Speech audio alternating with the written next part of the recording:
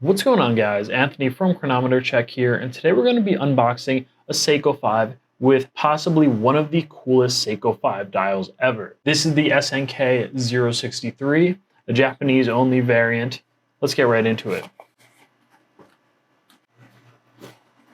So I've had my eye on this piece for quite a while. I actually believe it was inspired by Adrian from Bark and Jack. I think I saw a collection video of his with this watch, and right away I saw it and I said, that's a pretty cool Seiko 5. There's obviously something pretty particular that sticks out right about it, and that is the dial. Now, the hour markers are actually Arabic numerals, and not Arabic in the sense that we tend to refer them as in the Western sense. They are a little bit more silvery than I expected. I actually wasn't sure if they'd just be painted on in white. It was a little bit hard to tell from pictures, and that's kind of one of the reasons why I like doing these unboxing videos. Going to give you a realistic sense of what the watch is like when you actually go to get it. And it actually looks really, really beautiful. Now, there's obviously a couple of other interesting intricacies about this watch, like, for example, the integrated bracelet. Let's take off some of the wrapping and packaging, and we'll talk a little bit more about it.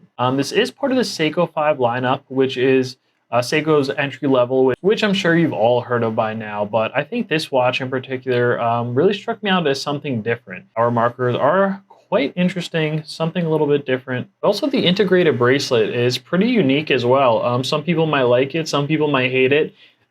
Typically, I'm not a fan of integrated bracelets because I'm a little bit of a strap junkie. I do like to change out the strap. There is a variant that does have standard straight lugs. It is a little bit larger, and it does have a different chapter ring. So this one has a brush chapter ring that I think reflects on the dial and just kind of like illuminates the entire watch really, really nicely, whereas the other variant with the larger 42mm case and the straight lugs has a black chapter ring, and it just, I don't know, it's just, the watch just doesn't have the same dynamic appeal to me. I also really do think that the integrated bracelet gives it a bit of a sporty appeal, almost like an AP Royal Oak, or even something we've been seeing a little bit more frequently from the likes of Tissot with their recent Powermatic PRX line, which also has an integrated bracelet. It seems things are starting to move a little bit more back into that retro direction in terms of sporty. The integrated bracelets are starting to become more acceptable, and to me as well. Now, like most Seiko 5s, this watch does have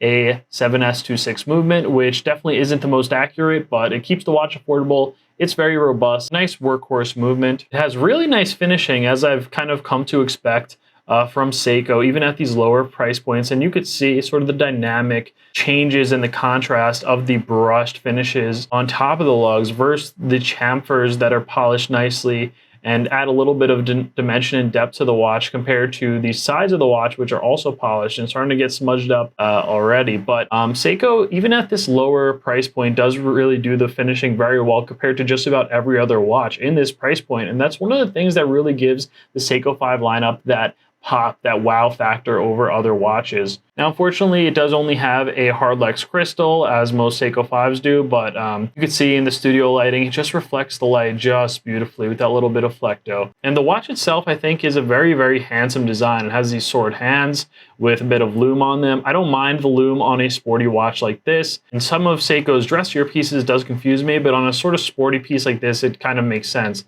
It does have a day-date wheel that switches between Arabic and English, has a crown at the 3 o'clock position, and of course a see-through display caseback. Nothing special in terms of the 7S26 movement, but for an entry-level piece, I think it's a great way for someone getting into the hobby to kind of marvel and learn a little bit more about the movement side of things, sort of the engine under the hood. Now, the bracelet itself is very, very flimsy, unsubstantial. I can already tell, sort of jangly, jingly, very lightweight. I wouldn't really consider this hollow end links, I guess, because it is integrated into the bracelet, but the entire bracelet itself is folded and thus very, very lightweight and unsubstantial. And the middle clasp is definitely nothing to write home about. That is the downside of an integrated bracelet on a Seiko 5. You know, the Seiko 5 watches are sort of said to be $300 watches with a $2 bracelet that cost around $100. So basically what that means is you're paying for the movement, you're paying for the original design, you're paying for the watch head itself. Definitely not known for their bracelets. However, I think this is a piece that, for the price, I think I'll be able to enjoy and wear on this integrated bracelet regardless, and I think I'm going to get some really good use out of it. I will have a more in-depth review once I've actually had a chance to wear it around and learn a little bit more about its intricacies, and I will report back to you. Oh yeah, and wrist check before I go, how could I possibly forget?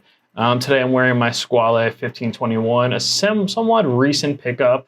I'm really enjoying this. This has been my go-to summer watch, and it's a watch I've had my eye on for a long time, and I'm really glad that I've finally been able to, and I will have a video about this soon. Stay tuned. But you will be able to check out this gorgeous Seiko 5 from Amazon in the description below. Let me know what you think about this piece in the comments below. You know, do you hate it? Do you love it? I know it could be a very polarizing piece. Thanks for watching, guys. If you made it this far, I would appreciate if you drop a little like. Cliche, but the YouTube algorithm loves it. And stay tuned, subscribe for the full review.